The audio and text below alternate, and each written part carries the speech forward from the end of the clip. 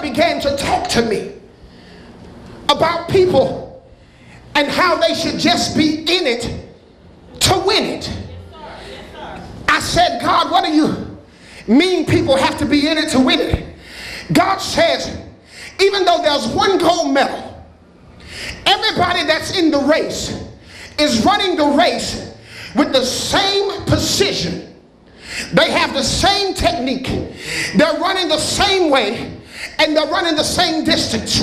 And you can't tell the person from Australia that's running against the person from New Zealand, that's running from the person from Puerto Rico, that's running from the man against the man from Jamaica, that's running against somebody from the United States. You can't tell all of them that they're not going to win the gold medal. And then it began to bother me when I saw some of the people that would win second place, but they would have a disappointed look on their face. It was because they didn't want to come all the way to London just to win a silver medal. They didn't come all the way there just to win a bronze medal. All of this training I did, all of this sacrificing I did it so I could win the gold medal.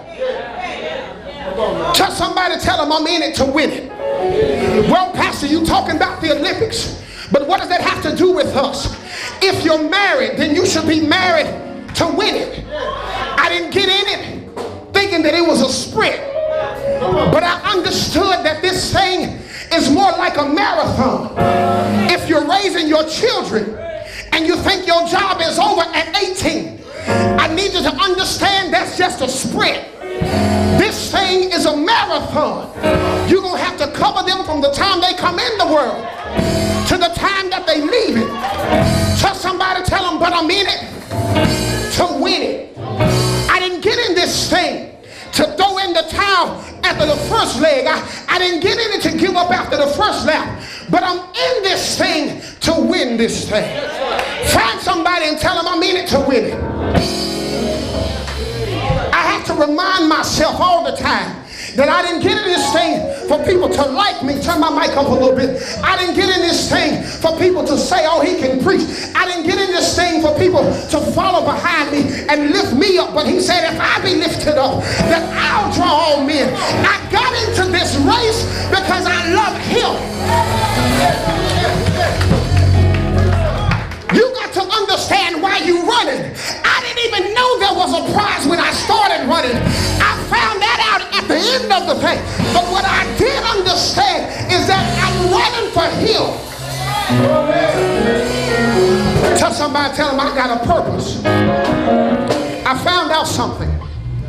In Hebrews chapter 12, Paul tells the people to run this race with patience. Tell somebody, tell them you got to have patience. Why do I need patience, Pastor? How does that translate into the secular or into the natural realm? Well, if you're going to sacrifice and train, you have to pace yourself. Understand something. Some people jump out in this thing and they're running full speed. And by the time they get into the first or the second lap, they've exerted all of their energy. I remember watching the Olympic Games, and I was watching the 4x400, and the last leg of the 4x400 was a man that I felt like, in my own personal opinion, shouldn't have been in the race. But as I'm watching the race, the United States had the lead on Jamaica up until the last lap. And when he got the baton, he started off like a fox, sprinted out, came out of there fast. And I looked over and I told Yolanda, I said, he gonna burn himself out, because he started off too fast. He didn't understand that I got a whole lap to go. I ain't got to use all of my energy right here at the beginning. And sure enough, as soon as he got in the curve around the 200-meter mark, he tensed up, and you could say, or you could see what they say, that bear jumped on his back. And that same pace, when you know somebody tired when they do this right here, he in full sprint. I said, it's over.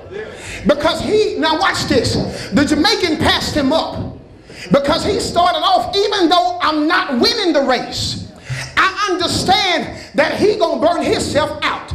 And so the Jamaican kept his pace until he got to about the 200 or the 150-meter mark.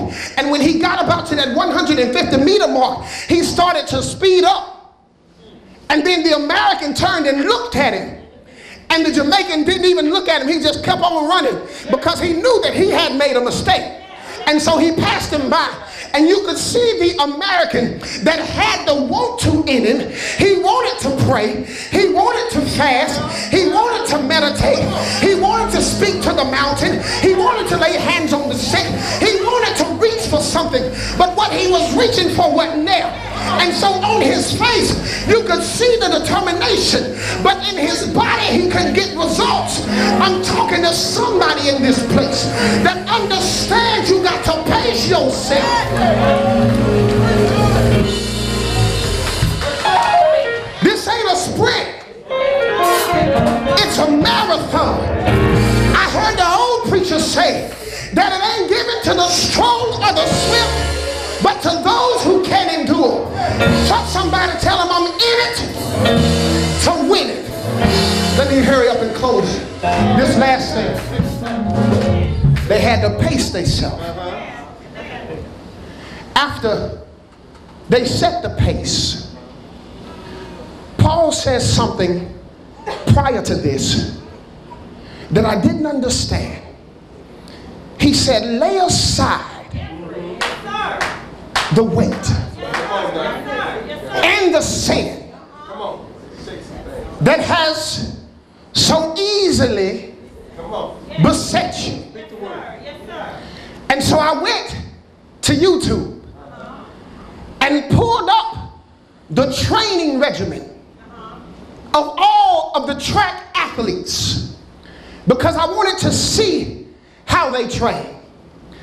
And I found out that the weight is good for some things because when they were training, they put on a weighted vest. And the weighted vest gave them a false sense that there was something on them. And so when they're running, it feels like they're heavier than what they are. Some of the athletes trained with a parachute on their back. And when they tried to run, the parachute would hold them back, which means that their times were a little bit off. But they weren't discouraged because it was just practice. I'm helping somebody. And so I began to try and figure out, what is it about these weights? What is it about this training? Why did Paul say lay aside the weight and the sin? And I said, God, you have to help me with this one. I need to understand, what are you trying to tell me? God says everything in your life is purposed. Everything in your life, everything is working for your good. The weight that you had on you was just for your training. The weight and the sin that you had in your life, it was just for your training. I said, God, what are you saying? He said, at one point in time, your past was your parachute, and it was resistance against you trying to move forward. He said, but when you got off the practice track and stepped onto the real track, he said, that's when you let that parachute go. Because it's time to show the world what you've been doing. It's time to show the world that my past ain't gonna hold me back. It's time to take off the weighted vest. Watch what Paul says. Touch a neighbor, tell him, take off the weight. Because it's time to run the race. Take off the parachute of your past that's been holding you back. It's time to run the race. Paul says you got to move that thing. Take it off of you because it was served its purpose, but now it's time for you to run on. Touch somebody, tell them I'm in it. My marriage, I'm not walking out the door. I know it gets tough sometimes, but what God has joined together, let no man put asunder. Tell somebody, tell them I'm in it to win it. I'm gonna pray for my mate. I'm gonna fast for my mate. If they won't come to church, I'll lay their name on the altar.